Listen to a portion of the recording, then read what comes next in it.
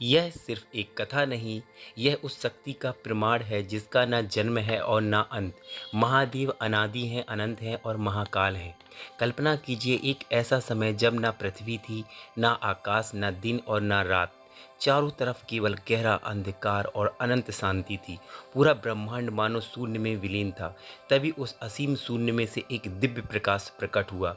उस प्रकाश से उत्पन्न हुए ब्रह्मा, सृष्टि के रचयिता। ब्रह्मा जी ने चारों ओर देखा लेकिन उन्हें कुछ समझ नहीं आया। वे सोचने लगे, मैं कौन हूँ, मुझे किसने बनाया और इस सृष्टि का उद्देश्य क्या है। इन प्रश्नों के उत्तर पाने के लिए उन्होंने कठोर तपस्या आरंभ की। हजारों वर्षों तक वे ध्यान में लीन रहे। तभी अचानक आकाश में एक रहस्यमय ध्वनि गूंजी कि तप करो, सत्य स्वयं प्रकट होगा। ब्रह्मा जी और गहरे ध्यान में चले गए। तभी अचानक पूरा ब्रह्मांड तेज प्रकाश से भर उठा। उनके सामने एक विशाल अग्नि स्तंभ प्रकट हुआ। वह इतना विशाल था कि आदि और अनंत दिखाई ही नहीं दे रहा था। उसकी ज्वालाएं आकाश को चीर रही थी और उसका तेज करोड़ों सूर्यों के समान चमक रहा था। उसी समय वहां पर विष्णु जी प्रकट हुए। दोनों देवता उस रहस्यमयी ज्योति को देखकर आश्चर्यचकित रह गए।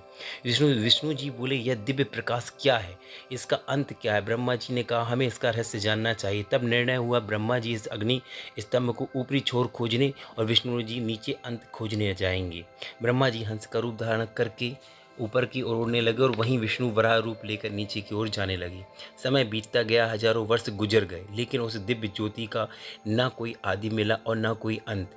विष्णु जी थक चुके थे। उन्होंने समझ लिया कि यह शक्ति साधारण नहीं है। वे वापस लौट आए और विनम्र होकर बोले, मैं इसका अंत नहीं खोज पाया, यह शक्ति अनंत है। लेकिन ब्रह्मा जी के मन में अहंकार आ गया। उन्होंने सोचा कि यदि मैं स्वयं को ही महान सिद्ध कर दूं तो लोग उन्हें सर्वोच्च मानेंगे। कथा के कुछ संस्करणों के अनुसार ब्रह्मा जी ने केतकी पुष्प को झूठा साक्षी बनाकर कहा कि वे उस स्तंभ के अंत तक पहुंच गए। तभी अचानक वह अनंत अग्नि स्तंभ भयंकर गर्जना के साथ फट पड़ा। उस दिव्य प्रकाश से प्रकट हुए शिवा, जटाओं में बहती माँ गंगा, मस्तक पर अर्धचंद्र, तीसरा नेत्र और शरीर पर भस्म धारण किए महादेव स्वरूप इतना विराट और तेजस्वी था कि पूरा ब्रह्मांड कांप उठा। देवताओं ने पहली बार इस अनंत शक्ति के वास्तविक रूप को देखा। तब भगवान शिव बोले, मैं ही सृष्टि का आदि और अंत हूँ। सृजन, पालन और संहार सब मुझसे ही उत्पन्न होते हैं। विष्णु जी ने विनम्रता होकर महादेव को प्रणाम किया, लेकिन ब्रह्मा जी असत्य से भगवान शिव को अप्रसन्न हो गए। महादेव बोले, अहंकार और असत्य मनुष्य को सत्य से दूर कर देता है। कहा जाता है उसी कारण ब्रह्मा जी की पूजा नहीं की जाती है। इसके बाद सभी देवताओं ने महादेव को आदि, अनंत और सर्वोच्च शक्ति के रूप में स्वीकार किया।